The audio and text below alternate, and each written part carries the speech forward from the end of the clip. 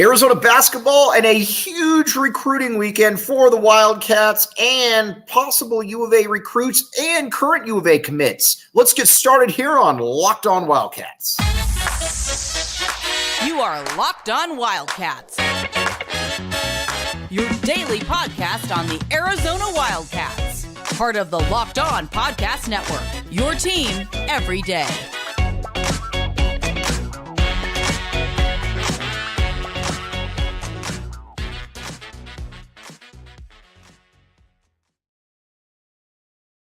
Thanks for making Locked On Wildcats your first listen of the day. I'm your host, Mike Luke. All right, lots to get to on this show. But first, up in Section 7 this past week, it was a lot of fun and got to watch a lot of Arizona priority basketball recruits. The first one, obviously, and we will work backwards from everything else, is Carter Bryant. Carter Bryant, Arizona, obviously an Arizona commit, the biggest recruiting get of the Tommy Gunn era. Now, just to rehash who he is, he was probably Tommy Lloyd's top priority recruit from day one, top 5 prospect in the entire nation, top 10 at the very least, depending on how you look at it. And he was scintillating out there. I don't know if it's because he knew that I was watching or what the case was, but he really stepped his game up and he was very impressive. Came away thinking that this is that's what a future lottery pick looks like. He's about 6'8". He's a next level passer. He's absolutely, he can just do a lot of different things out there. Not only can he do a lot of different things, he is able to facilitate. He's got a body that was made to play basketball. And there's a reason that he could have gone to absolutely any school in the country. He was absolutely fantastic. And obviously there's been some questions about his motor over the years, but he answered all of those. And I think the questions about the motor are essentially nonsense, mainly because when I watched him out there, and you're that much better than everybody else, it's a little easy to get bored. Let's be honest here. We've all, not all of us have been in that spot, but it's also easy to understand where somebody would get bored a little bit right there. And there's a little bit of that going on. But again, there's a reason that Tommy Lloyd prioritized him. Plus, you watch him. He's obviously a great kid. He's very happy at his teammates' success, always giving high fives, always looking to just make the winning play. Again, when he comes to Arizona, there hasn't been a freshman that has come in and started as a freshman in the Tommy Gunn era. This one will break that mold. And not only will he break that mold, I think that he's probably the player that Tommy Lloyd has recruited with the highest upside right there. But again, Carter Bryant looked absolutely fantastic. Then Koa Peat. Now, many of you know who Koa Peat is. Koa Peat comes from athletic lineage royalty, better athletic lineage royalty than myself, for example. Koa Peat, the brothers, you look at him. I didn't have any brothers, so again, but his oldest brother, Andrews, was a top 10 pick of the New Orleans Saints offensive tackle. His another brother, Todd Peat, was also a Nebraska football recruit, didn't play much there, kind of washed out. Cassius Peat also played at Michigan State. So everybody that the Peats pop out turn out to be Division I athletes. So again, good stuff. And I think outside of maybe Andrews, you can make the case that Koa is that dude. Koa is about 6'7", 6'8". He's going to be a junior in high school, already 225, 230 pounds, big tree trunk type calves right there. Just a specimen. You don't see a lot of players that look like him in the college game. And a big reason for that is that, generally you don't see guys that are built like that. When you have his kind of broad shoulders, his kind of physical makeup, just next level type stuff there. Arizona was 3 deep at all of his games. Tommy Lloyd was at him. Our guy, Jack Murph, Steve Robinson, TJ Benson, they were everywhere. And that's because he is good. And Arizona wants him, would love for him to become an Arizona Wildcat. But again, he's going to be able to go anywhere he wants. Bobby Hurley was there as well. Bobby Hurley was wasting time as he will not be going to ASU, but we're all for Bobby Hurley losing time around here. Totally okay with that. Bobby, we support your endeavors. But again, Koa Peat, big time prospect. honestly, probably the best in-state indigenous Arizona native since probably Marvin Bagley 6-7 years ago. That's how good he is at basketball. Then another guy in state, Cam Holmes. Yeah, you might remember Cam Holmes' brother, Deron Holmes, went to Millennium as well. I thought that Arizona back in the day should have recruited Deron Holmes a little harder. They didn't listen to me. He went off to Dayton, and he became a double-double machine, NBA type talent. But his brother, Cam, is a different animal entirely. Not only that, because he plays totally different. He is about 6'5", 6'6", but he's a pure guard. And not only is he a pure guard, he understands where he is able to, what his skills are. And a big part of that is his passing ability. His passing ability is second to none. He gets in the open court. He's a lefty as well. I'm always partial to lefties, even though I'm not a lefty. But he gets in the open court. He can see plays. He can see things develop before they happen. Just, again, it's hard to really describe, but an easy target for the University of Arizona right there. And we interviewed him after the game. He likes what he's heard from Arizona. He said his dream school was UCLA. Grrr. But we won't hold that against him. Don't worry. But you know what? It's never too late to change your dream. A lot of times people have dreams growing up and they change their dreams. You could absolutely see that happening right there with Cam Holmes because Arizona's got a lot to offer right there. But Cam Holmes and Koa Peat, both very, very good prospects, both in-state kids. And I do believe that one thing that Tommy Lloyd, I think, was a little late to the ball game on, just my opinion, keep in mind, I'll always say this. Tommy Lloyd is the winningest coach in college basketball history through 2 years. I am sitting here recording a podcast in my parents' house. So take that for what it's worth. I do believe, though, that he was a little late to the game as far as offering kids early. Like Cody Williams, for example. We brought him up before. Cody Williams, top 5 player in his class. I watched him last year with Shearer, and I said, yes, Arizona should offer immediately. Shearer said he needed to see more. Shearer was wrong. And Arizona did offer, but it was late. And on top of that, maybe Cody Williams would have come here. Maybe he wouldn't. I don't know. But you also know, though, that you didn't give yourself much of a chance because when somebody's courting you at an earlier age, you also want them. You want to feel pretty good about kind of where you're at. And Arizona really didn't do that. But I believe that all greats will generally figure it out. Tommy Lloyd is great, and he's got a lot of offers out to 25, 26 kids. So that's kind of where we're at. Now, you can't bet on high school basketball, to my knowledge. But if you could, FanDuel, FanDuel.com/lockedon. Check it out. Again, this is the crummy time of the sports here. I'm not going to blow any smoke here. You all know what time it is. There's no basketball. There's no football. Lame. But here's what there is. There's baseball. There's UFC. There's golf. All these things that I don't care about. But we know what it does make it interesting, though, is putting a little bit of skin in the game, wagering there a little bit. That's where it's fun. Check it out. FanDuel.com/LockedOnCollege. Get a little bit in the game. And again, we're in the dog days of summer right now. It's merely 114 outside. So why not beat the heat, bet a little bit of money, and check it out again, FanDuel.com/LockedOnCollege. All right, we're going to take a quick break. We're going to come back. All more recruiting talk. Thanks for making Locked On Wildcats your first listen of the day. I am your host, Mike Luke. All right, now we went through Cam Holmes, went through Koa Peat, talked about Carter Bryant as well. Then we got Tunde, Yesafu Tunde. He's an interesting player. He's about 6'5", probably about 225 pounds. He's built like a football player. He's huge. Guys like that, you worry a little bit because you worry, is their upside somewhat limited, big picture? And I think you could probably make that case. But I generally don't worry about that with college kids because I don't care what their upside is in the NBA. It doesn't matter to me. I'm being selfish. All I care about is what they can do in college, and I think he'd be a pretty good college player. He's got a little bit of a Stanley Johnson type vibe to him where, he's good. But a lot of times overpowering kids in high school doesn't work in college because you're going against bigger, stronger people in college as well. Maybe you can adjust, maybe you can't. That's kind of, I think, why Stanley had a hard time sticking in the NBA, even though he's been on like 30 teams already, is because you get to the NBA and it's just different. It just is.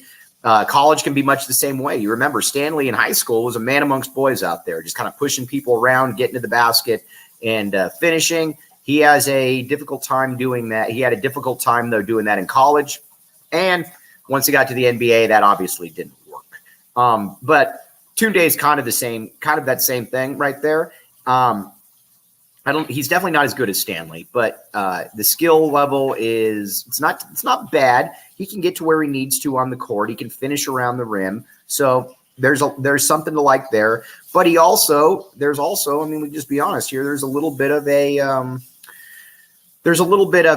how do we put it? You just worry about guys like that if they're maxed or not, because some guys can play through it. Some guys can't. Some guys come in and they're able to fight through it. Other ones can't. We'll find out with Tunde, but I would imagine that Arizona would offer, and Arizona will probably prioritize him as well. Again, good player. I don't put him with the upside that those other guys have, but overall, though, still a player that you recruit easily, and I think that you have a good product there in the meantime. Now, let's talk a little bit about Braden Burries. Braden Burries, to me, was an easy offer. He's a shooting guard, obviously, out of California. Brother was a big-time basketball player as well. He's an easy offer. He can score. He can get wherever he wants on the court. And he can score at all three levels. He can hit the three. He can get into the mid-range. He can finish around the hoop. Probably an NBA player, certainly projects as having that kind of potential. And not only does he project as having that kind of potential, he projects as being able to probably be an instant impact player. A lot of times, in college basketball, especially with the amount of transfers that are available, the amount of players like that, sometimes guys can get a little bit lost in the shuffle. He's not going to be one of those dudes because he gets the ball and he can just go, and he's going to be able to score against really whoever he wants. Again, he's not a great, maybe not a great NBA prospect, but as far as college goes, he's fantastic. He's an easy offer. I think Arizona can get him as well. Be interesting to see if the Tommy gun does pull the trigger on that one, because I'd like to see him. I'd like to see him get Burries, and for Burries to be an Arizona Wildcat. I think it makes a lot of sense for both sides. Then LZ Harrington out of St. John Bosco, point guard, not a great athlete, but again, a pretty good basketball player though. He's probably rated a little too high at this point. I don't know if that's a big issue, but he's also a little bit. He's not as dynamic as I expected to see, to be honest with you. Generally, when you see players that have been in the top 15, top 20 for the majority of their high school life, especially California kids, you expect them to be fairly dynamic athletically. He's not really that. I mean, he's a decent athlete, but you don't come away saying that kid's locked to play in the NBA. And not only do you not really see that, you kind of do wonder, what his level is. I don't know if I'm Arizona that I'm offering him right now. I think I need to see a little bit more. I mean, he can clearly play. He can clearly play at the college level. He can clearly play at the high Division I level. It's just if you're Arizona, you're trying to get difference makers. You're trying to get players that can come in and play immediately, like a Carter Bryant, like a Jamari Phillips, who we're going to be talking about on Wednesday. But those are the dudes you want right there. And we'll find out if Harrington is one of those players. I don't really see him being that, but who knows? Maybe he will be. Then JJ Maniket, kid out of Utah, pretty good athlete. Arizona could offer, new to the radar. I don't even know if that's a term, but I like it. But he's also very good. He played pretty well in front of Tommy Lloyd. So anytime these guys play well in front of a coach, you start looking and saying that, all right, the coaches, you have the coach's attention. Now, what are you going to do next? And I guess we'll find that one out. But there's a lot to like about him. I didn't expect to, going in, I didn't expect to see it. But I was pretty impressed. Two players, though, that you also Arizona won't get because they'll end up at Duke, but are absolutely ridiculous are the Boozer brothers. Cameron, Caden, obviously, you can make the case that Cameron is the best high school prospect in the country, regardless of class. I think you probably can make that case. He's massive. He's 6'9", 240 pounds, he's built like his pops was, but he's also more athletic than his dad. And his dad was, Arizona fans should be very familiar with Carlos Boozer because he was the starting center on that Duke team that beat Arizona in the national title game in 2001. You should be you should remember him. But this kid actually has more potential than his dad, and his dad was a fringe all-star for quite a while. I'm came away pretty impressed by what he was able to do. And again, Arizona won't offer him, but you should watch him if you get a chance. Kids out of Florida, they're both really, really good and honestly pretty easy offers in my book. Now, some other guys to keep an eye on, obviously. We're going to talk about that in just a second. We'll come right back with you. Thanks for keeping it locked on, Wildcats. I'm your host, Michael Luke. All right, now let's talk a little bit about Jamari Phillips. We're going to talk more about Jamari Phillips on Wednesday as well. But Jamari Phillips, you like everything about Jamari Phillips. He is he wasn't at Section 7. He was with his high school team, but he can I thought when Arizona offered him, I didn't understand why he wasn't viewed as a 5-star prospect at the time because, quite frankly, those are what 5-star – Jamari Phillips is what a 5-star shooting guard prospect is supposed to look like. The recruiting services have come around. I don't know if it's because they've been listening to Locked On Wildcats or what, but they've decided that he is a cat and that he's not only a cat, he is a very good basketball player.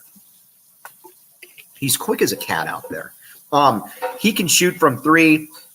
He's a perfect type player for Tommy Lloyd. He's very skilled. His dad is a great dude. I enjoy talking with him pretty much every day, or at least texting back and forth a little bit. The kid's a hard worker, and not only is a hard worker, he wants to be great, and that's half the battle because a lot of players have that built-in ability where they can do a lot, but you do kind of wonder how badly do they want it. There's no questions about how badly Jamari Phillips wants it. Jamari Phillips wants to be great, and you can just tell by the improvement. You can just tell pretty quickly by the improvement what he's able to do. I think that I guess we'll find out, but I am kind of curious as to where Arizona will be when he hits campus. We're going to talk about that a little bit more, like I said, on Wednesday, because from 24 and 25 or 24, 25, Arizona's likely going to go into the season as one of the 2 or 3 top ranked teams in the country. Keep in mind, Arizona's going to Cameron Indoor Stadium this year, but then Duke's got to come back the following year to McHale. I would imagine a lot of people will be at this game. I'm just going on a limb there, maybe. But Arizona's going to be absolutely loaded, and Jamari Phillips and Carter Bryant are going to be 2 reasons why. If they're not starting, they're both playing starters minutes. I think that, I'm just going to say it. I think they have the 2 highest upsides of anybody that Tommy Lloyd has brought in at this point. I think that they're both probably starting NBA players for a long time. Now, they're probably not here longer than 2 years. I mean, Carter Bryant might only be here 1 year, but you take those kind of guys when you can get them, and not only do you take those kind of guys the way you can get them, you embrace it. It's just kind of the way it is, and they're both great kids. They both fit into the system really, really well. And when you come from great families like that, they understand that their child doesn't need to average 25 points a game to be a first-round pick. That's just not how the way things go in this day and age. As a matter of fact, you can easily make the case that a lot of times guys that are average 10 or 11 points a game go higher because they're drafted on potential. And not only are they drafted on potential, a lot of these players, they're able to make it work. So again, we'll find out with Carter Bryant and Jamari Phillips, but both of those players absolutely fantastic. And Carter Bryant stole the show, like I said, at Section 7.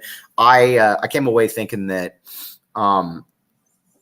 he's probably closer to the top 5 player in the nation than he is a top 10 player in the nation. And that's obviously, I mean, there is a little bit of a difference there, but he was fantastic. You could tell too that he was trying to play well. And not only was he trying to play well, I think he was trying to show people that, he's got that assertive type gene on him. He transferred high schools, obviously, to Corona Centennial, and he was playing on a loaded team. And not only was he playing on a loaded team, he was playing on a team where you had quite a few players that are going to play Division I basketball. You got a point guard that's going to be able to play pretty much anywhere he wants. Another kid that's probably going to end up at UCLA. So again, he's playing around a lot of talent. And not only is he playing around a lot of talent, he's also playing around players that are going to push him. He's at a higher level of basketball than he was at Sage Hill, and I think you're going to find that he's going to excel at this level. He's just good. Again, you watch him, and not only do you think that he's going to be that good, you also know too that he's also going to be a top 10 pick, because again, that's what top 10 players look like. That's Carter Bryant. But again, he really, really jumped out there, and he was quite impressive. Okay, wanting to get you guys all caught up on Section 7, what happened with Arizona recruits this past weekend. Now, we're going to come up tomorrow, and we're going to talk about exactly how the starting lineup for Arizona is going to unfold. Tommy Lloyd talked a little bit about this, how Caleb Love is, where Pella Larson, the Swedish pinball, is going to play. But we're going to break all that down. As always, thanks for making Locked On Wildcats your first listen of the day. We will talk with you tomorrow.